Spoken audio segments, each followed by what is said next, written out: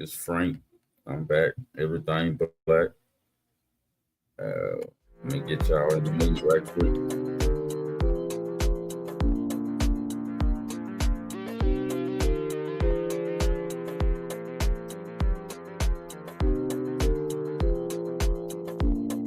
All right, I'm here to talk to y'all about the movie Sinners, Ryan Coogler. Anyway, just wanted to show how everybody's kind of feeling about the movie, giving y'all different perspectives on it.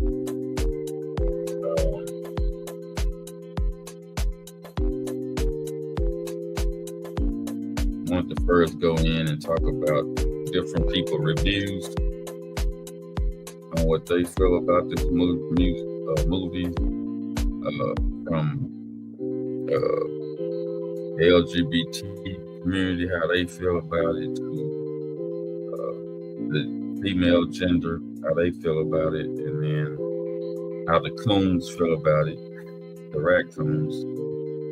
Then I get out my version of how I feel. Just kind of want to do different reviews and how people look at it and see it different. And I want to tell y'all why I think coons are the raccoons with this movie. I'm gonna break that point down for sure. So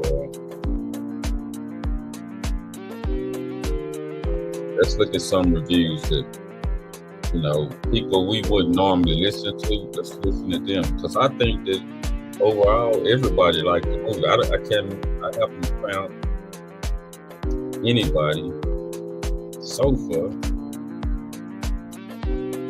that didn't like the movie.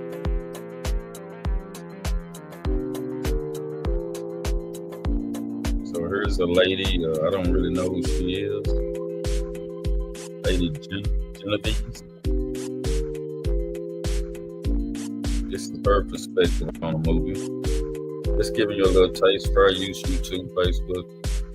Just going through doing the educational purposes. So this is for educational purposes.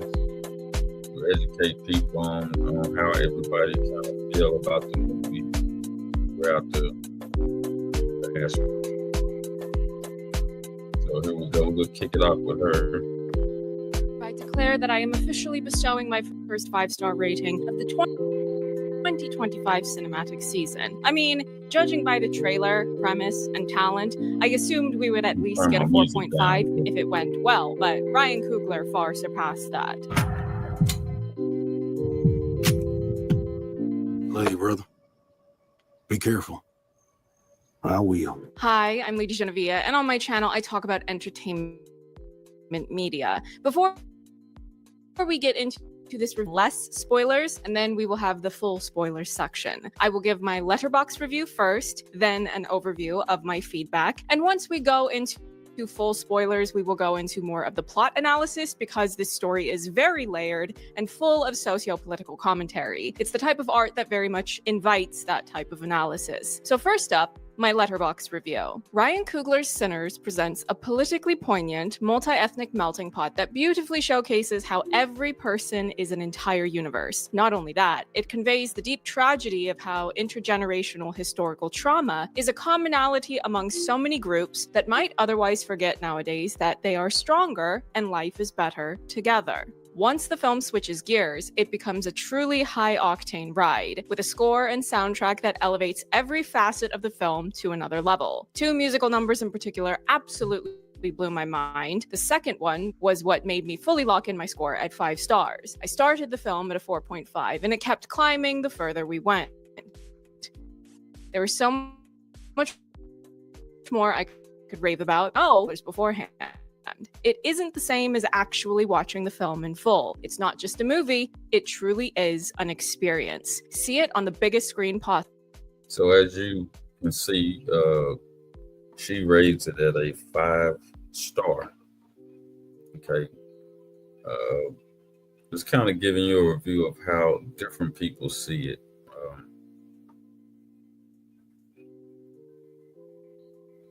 I'm gonna go on. If y'all want, y'all go there and check her show out. I don't want to show too much of her work. So her name is Lady Javine. Let me push it on down. I want to get to some of the things she said about it, and you can agree with it or not. So let's get it on down. I don't know what this part's about, but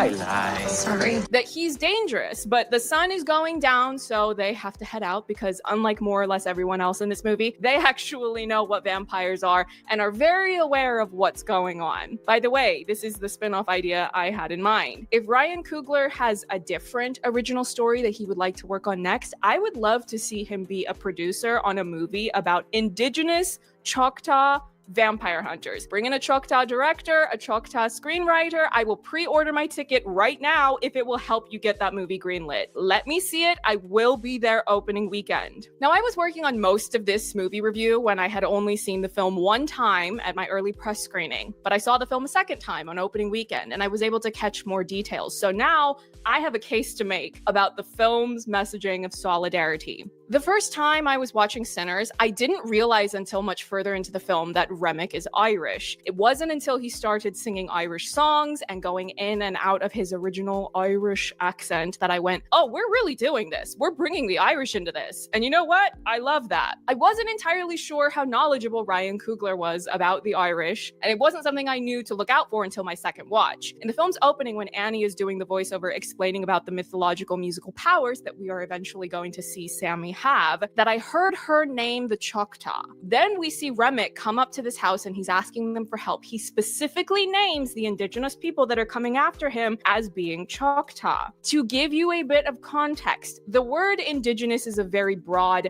umbrella term, but if you know someone's specific tribe, it can often be regarded as more polite or preferable to refer to them by their specific tribe, just so that you're not presuming an incorrect homogenization of indigenous people worldwide and flattening their identities into a one-dimensional stereotype. There are different indigenous groups all over the world who are going to have different traditional languages, clothing, other types of traditions, and so on and so forth. So the first time I was watching the film, I was more easily falling into the assumption based on the archetypes often seen in Hollywood entertainment media, where if you have a film that is a period piece with lead character black, a white villain or multiple white villains, they are going to be racist. That's just what's usually presented. But here's the thing about watching Sinners for a second time. It's going out of its way to specifically name the Choctaw twice. The Choctaw are the very specific tribe that sent a payment over to Ireland when they were being starved to death by England. This was in 1847 that the Choctaw found out what was happening to the Irish people. This was only 14 years after the Choctaw had been displaced from their homes during the Trail of Tears. So despite being in a very difficult situation themselves, they all gathered and fundraised $170 and sent it over to Ireland. And that is the equivalent of a few $1,000s today. And that friendship between these two groups endures to this day, almost 200 years on. If you decide to look up news stories on this, by the way, just be mindful of some misinformation floating around whenever it's British or American reports on. So she's trying to work in the Choctaw and the Irish so-called friendship. Now, I don't know if y'all knew, but that's kind of like how when these groups came here and got together, this is how pretty much they plotted on us, right? See, these groups, some of these Indian reservations don't recognize their Black heritage, their Black indigenous people. They don't receive the same benefits as the so-called white ones or light-skinned red Indians. They don't get the same treatment. So it's still white supremacy all the way. And if you notice, every other group like that, whether it's an indigenous group or an African immigrant group, they all get together on the white supremacist side against us. And I believe in this movie, it shows that. Eventually, everybody get on the same team against us. At the end of the movie, everybody had got on the same team as the vampire, but whether they liked it or not, and joined in forces to get rid of the few black ones. So race is everywhere. Y'all need to get used to it. It's here. All right, let's go to someone else. Let's stop sharing this. Wow, that made me big, didn't it? Okay, let's get back over here. That was good. I wasn't expecting her to do that one. But here's another take on it on the show here.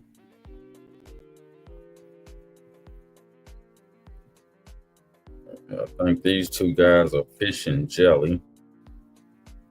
This is their review of it. And check them out.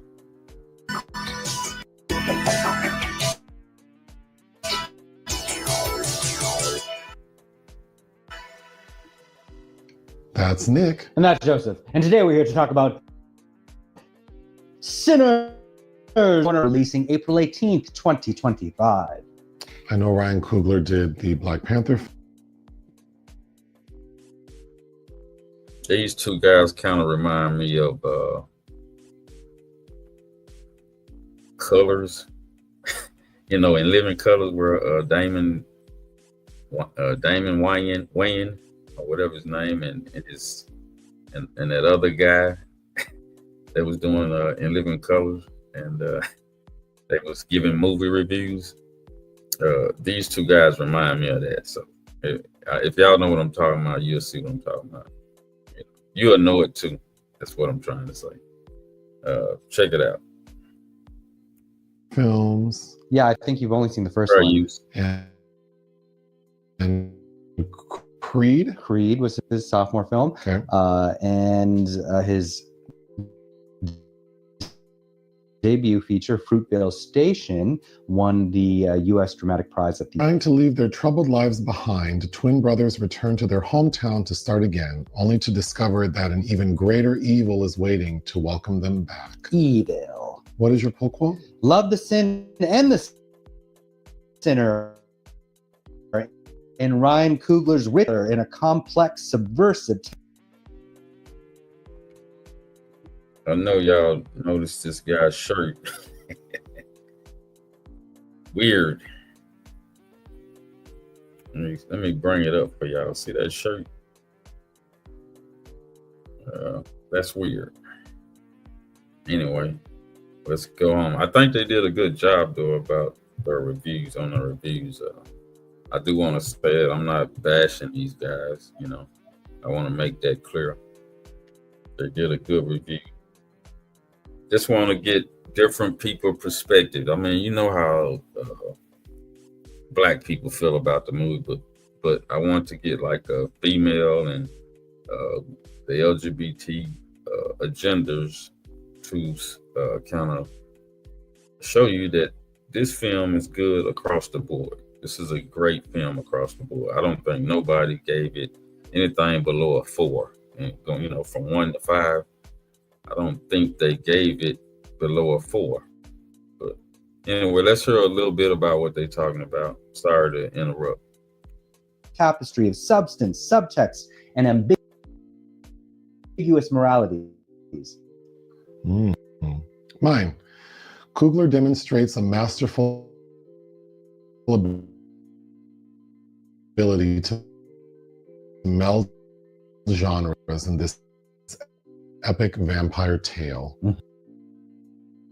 I feel so stupid.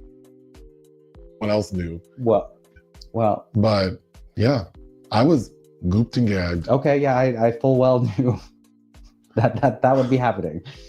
So the story, like you said, it's rich. So it's 1932, Mississippi. Twin brothers named Smoke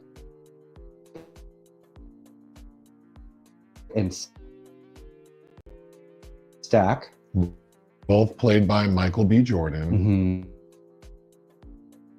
Mm-hmm. They show up back to their hometown in Mississippi. They have a reputation. Not to be messed. Maybe we're running with Capone in Chicago. Somebody's. And immediately we see that they buy a large mill, Mm-hmm. which to me looks like a big old barn.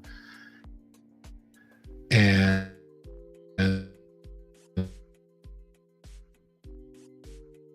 their plan is to open a juke joint and get people to help them. Mm-hmm. They need food, bartender, security, all that. Signs made, lights hung. So they're doing all shows up and they're having a great time when 3 white people led by Jack O'Connell show up, Mm-hmm. talking about, can we come in?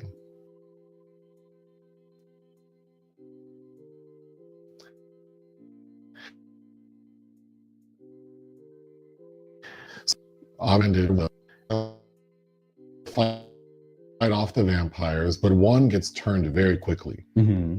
So the other one is left to try to figure out what to do. And he, along with his cousin Sammy, Mm-hmm. played by Miles Caton. they are able to defeat Jack O'Connell. I want to say this. I don't think that one of the twins, which is I think it's Stacks. I kind of get them confused with the red and the blue. Who the twin that was the red? You know, had the red hat on. I want to say his name was Smokes. Could be wrong, but I don't think he knew anything about the vampires before that happened. If you know, I think he was already caught up by the time they found out about him. He was already pretty much caught up in the mix. He didn't know before this episode with his girl that there was vampires. So one of the brothers didn't know, and the other brother was alerted that this was happening and had a decision to make once it happened. Because remember, him and his twin was together from thick and thin and from nothing to something, you know. So I'll let y'all go. We're gonna go ahead and get a little bit more off of this, and then I'm gonna go to something else. Which I'm a little confused, but it seems like that causes the other vampires to like scurry away. I think we see a lot of them light on fire as the sun rises. Mm-hmm. But I'm confused by the sun, because when we meet Jack O'Connell, I thought his introduction was really cool, which we can get back to, but it's during the day. But he's also on fire, so maybe that was... It's daybreak. He's apparently a daredevil. Yeah. But after Michael B. Jordan as the one brother and his cousin Sammy defeat Jack O'Connell and the other vampires are dispatched, the film is bookended. So the opening is Sammy, the cousin, showing up to his father's church looking like he's just been mauled by a dog. Mm-hmm. And holding like half of a guitar. And his dad, the preacher, is saying like, come in, you need to give your life to Christ and put down that music. And then we cut to one day earlier, and that's the events of the movie with the twins showing up. So after the vampires are dispatched, we see the scene where... So I'm gonna go ahead and stop it right there. I don't want y'all to get too much of that. Like I said, they do a pretty good job. Fish and Jello, if y'all want to check them out on YouTube. The next part I wanted to go to were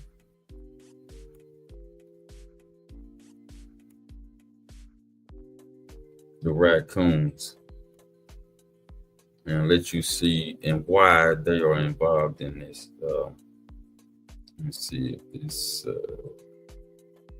Let's see which one. Let me see if this the one. Yeah, this the one I want to get to. This is Roland Martin. Fair use, Roland. I just want to educate everybody on y'all take pretty much of this movie and why y'all are interested. I don't really want to start at the beginning. We can start by him talking to this guy right here.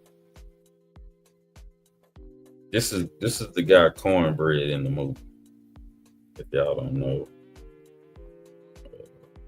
And he's on the Roland Martin show. B. Jordan and the whole cast of the movie Sinners, folks. Man, they set a record for an original movie, the highest grossing original movie since 2019. They took in $48 million at the domestic box office, again setting the new mark for the best box office launch.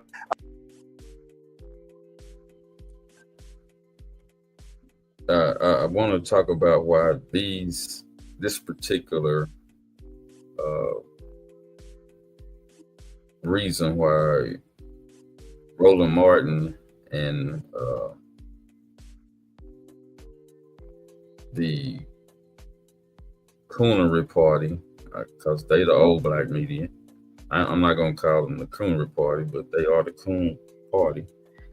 And I want to let you know why we stay they are, because when they step in and talk about movies like this, they're trying to see how much money they can make white people, corporations give them to get black people in line. They love stuff like this so they can have something to stack on, to stand on when they go in front of those white corporations to get money from them. And they get money from them to put in their organizations to help rally and calm us down. Like they really get some major paper to help black people. They really get the major paper to help themselves. You know, it's all about them putting the paper in their pocket and controlling us and shutting us up so that the white supremacy or white supremacy can do its job. This is the main reason why these groups, sororities and what else they call these guys, the 10th, you know, can't think of the name of the stuff right now, but I did a show on that. The sororities and the alphas and all these people, they are the go-between us and the white supremacists. They mainly get us in control so that they can get paid by these corporations. They do that in the religion side too. Even the Reverend Brian, Jamal Bryant, he does that.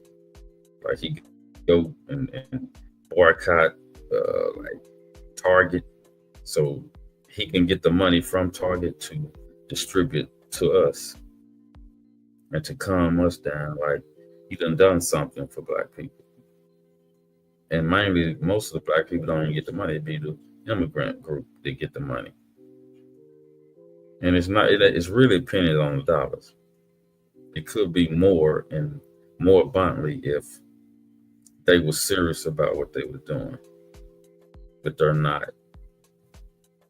It would be better for us to get our reparations than for them to go piece by piece and get pennies off these corporations who've been doing the white supremacist work forever. So that's the main thing I want to show on this.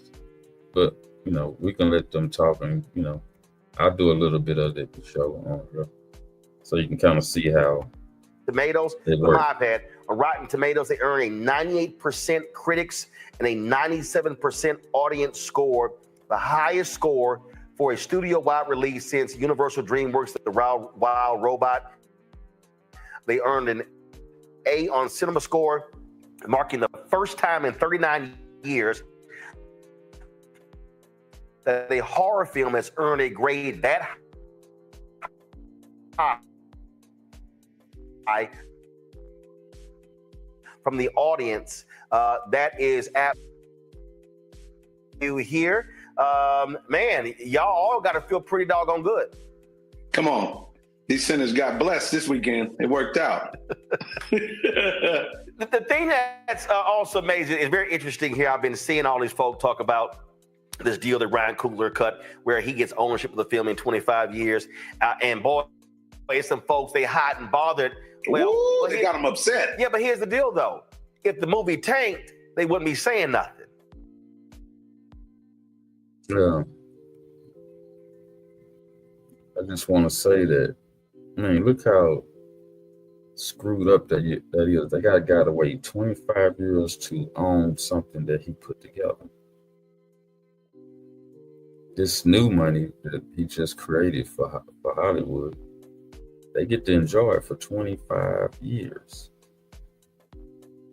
And then, he'll get his paper of ownership.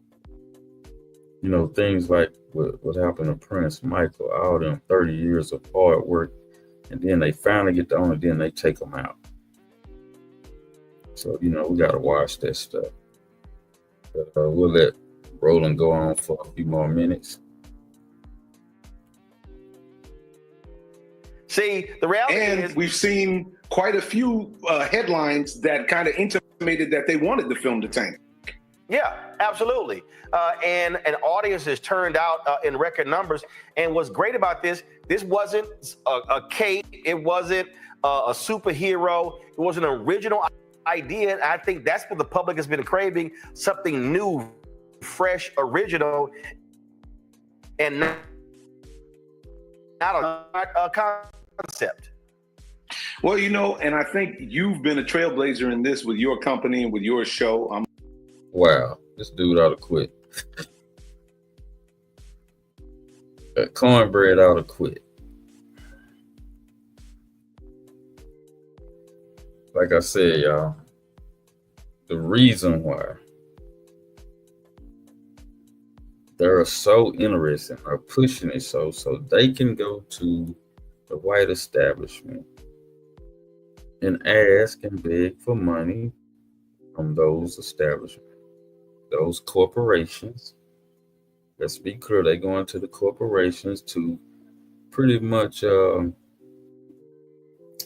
blackmail them or extort them on behalf of the Black community so they can get pennies on the dollar to hand to us to say what these corporations are doing to help Black people using the DEI type talk.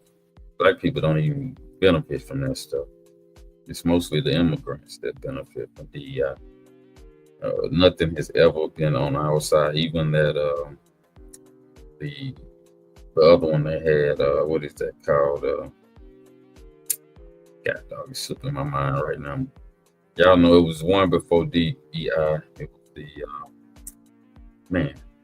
I can't even think about what it is. But anyway, it was just saying how they supposed to give a certain amount of minorities jobs.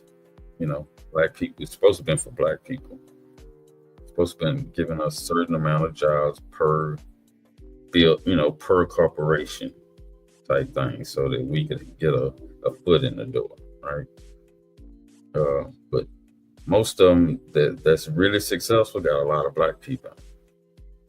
Most corporations with a lot of Black people are really successful.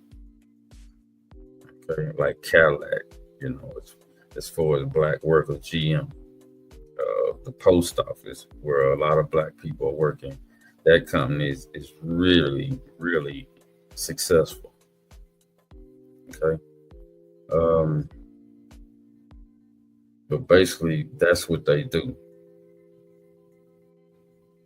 They get involved in films like this. See, Hollywood don't let us move around like Ryan Coogler is doing. So when they finally open the door and let somebody like him get that paper, like he, get involved, show some backbone, and these films blow up, sometimes that saves Hollywood. Because Hollywood, if you look at the stock, is terrible. Except when something like this go down. And it could happen more often for them if they would allow Black progress. But they don't. They suppress us. So we can't get the paper that even these bullcrap shows do in Hollywood. I mean, you can see them. They actors millions to one of white shows out there that nobody even watch. You know what I'm saying? They might get 1 million views or whatever. Some of these CNNs and corporation shows like that, Fox, might get 1 million or 2 million. You know what I mean? A lot of people not watching that, especially Black people, So when they do open the door for us, like a Cosby Show or a Sanford and Son or something that we can relate to, they quickly shut it down, especially if it's waking us up. This movie woke up a lot of Black people. Okay. The raccoon's gonna take advantage of it. And I'm hoping that the FBAs take advantage of it. I'm hoping that they don't let this be trampled over. That we have to stand behind these great movies that we create. You know what I'm saying? So anyway, I just wanted to give y'all my take. I give it a 5. If you see it once, you're gonna want to go back and see it again. So thumbs up to this movie, 5. Like I say, if it's 0 to 5, this is a 5-star. All right, thank y'all. Appreciate y'all joining me. Come back to Everything Black. I'll be back on with another show either today, tomorrow. But we're gonna keep it pumping. I'm gonna stay in here. I'm gonna keep doing my thing, until we get our reparation check. I'll be on here until I get transitioned out of here. But hopefully, I'll stay with our reparation. Again, I'm ready. Anyway, y'all take care of y'all. Everything Black.